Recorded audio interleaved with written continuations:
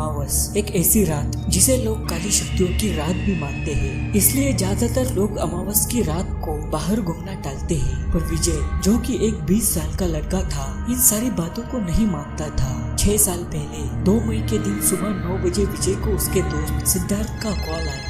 सिद्धार्थ ने विजय को इसलिए फोन किया था ताकि वो उसे उसके भाई की शादी का न्योता दे सके। सिद्धार्थ के भाई की शादी 4 मई को थी, पर विजय को 2 मई की रात को ही सिद्धार्थ के घर के लिए निकलना था, क्योंकि सिद्धार्थ का घर विजय के घर से बहुत दूर था। विजय शाम के 6 बजे अपने घर से सिद्धार्थ के घर के लिए रवाना हुआ।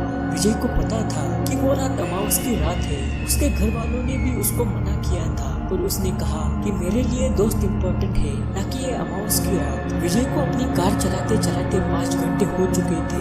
अंधेरा बढ़ रहा था।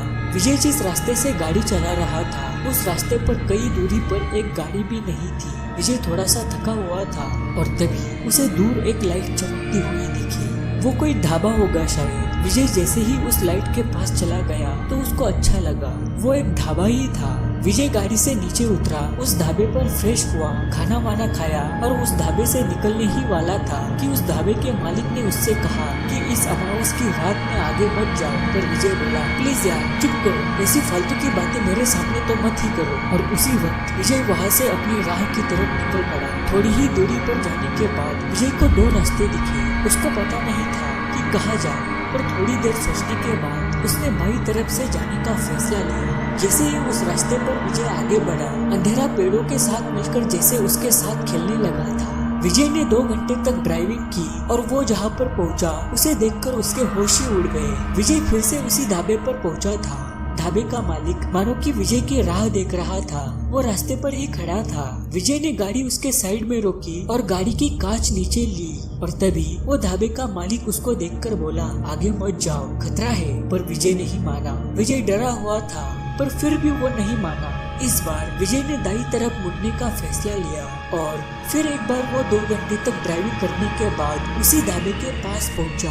अब विजय इतना डर चुका था कि वो गाड़ी बंद करके ढाबे के अंदर ही घुस गया।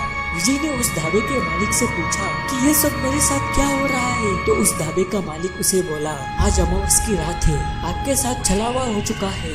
भगवान का शुक्रिया मानो कि आप आज बच गए। आज की रात आप यहीं पर सो जाओ, कल सुबह चले जाना। विजय डर के मारे उसी ढाबे पर सो गया। सुबह सुबह उसके मुंह पर पानी गिरने से उसकी नींद खुली। उसे लगा कि ढाबे के मालिक ने उसे उठाया है, पर उसे नींद से उठाने वाला कोई और ही था। वो आदमी बोला, आप यहाँ पर क्या कर रहे हो? तो विजय उसे बोलने ही वाला था कि उसका ध्यान बाजू में पड़ा। उस ढाबे की हालत बहुत खराब थी और ढाबे का मालिक भी वहाँ पर नहीं था। विजय उस आदमी से बोला, ये ढाबा कल रात तो ठीक था, सुबह सुबह इसे क्या हुआ और इसका मालिक कहीं पर दिख नहीं रहा। वो आदमी विजय से बोला, साहब आप 9वें इंसान हो। इससे पहले 8 लोग जो अमावस की रात में यहाँ से गए थे, उनके साथ भी यही हुआ था। और मैं हर अमावस के दूसरे दिन यहाँ पर देखने आता हूँ कि आप जैसा कोई यहाँ पर है तो नहीं। विजय उस आदमी से बोला कि साफ साफ बताओ मेरे साथ क्या हुआ है। तो वो आदमी उससे बोला, ये ढाबा 3 साल पहले जल के खाक हुआ था और उसमें इस ढाबे के मालिक की भी मौत हुई थी। इसलिए हर अमावस की रात को यहाँ पर कुछ न कुछ अजीब होता है। भगवान का शुक्रिया अदा करो कि आप सही सलामत बच गए। उस आदमी की बातें सुनकर विजय पूरा हिल चुका था। विजय वहाँ से सीधा अपने घर की तरफ चला गया। उस हादसे से विजय पूरे 2 हफ्ते तक सदमे में था। उसके बाद विजय कभी भी अमावस की रात को अपने घर से बाहर नहीं निकला। तो दोस्तों, आपको ये कहानी कैसी लगी कमेंट सेक्शन में जरूर बताना। इस वीडियो को लाइक और चैनल को सब्सक्राइब जरूर से करना। मैं मिलता हूँ आपसे किसी और नई और इंटरेस्टिंग हॉरर स्टोरी के साथ। तब तक के लिए अलविदा।